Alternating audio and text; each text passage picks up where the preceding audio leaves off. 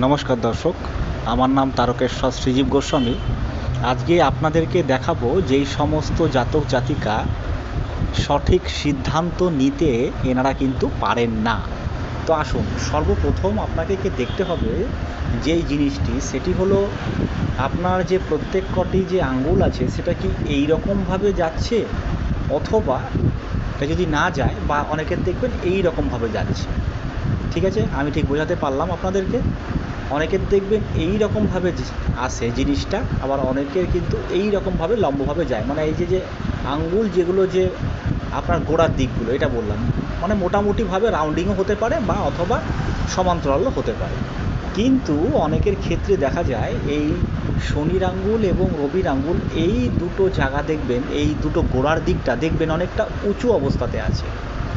মানে ধরুন এখান থেকে এরকম না এসে এই জায়গাটা অনেকটা উঁচুভাবে আছে।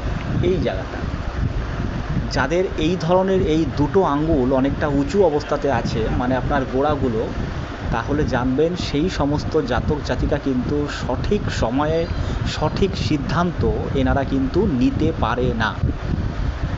আপনারও যদি এই রকম হাতের আঙ্গুল হয়ে থাকে তাহলে কিন্তু অবশ্যই কমেন্ট বক্সে কিন্তু কমেন্ট করবেন, এবং ভিডিওটি যদি আপনাদের ভালো লেগে থাকে তাহলে কিন্তু লাইক, শেয়ার, সাবস্ক্রাইব অবশ্যই করবেন।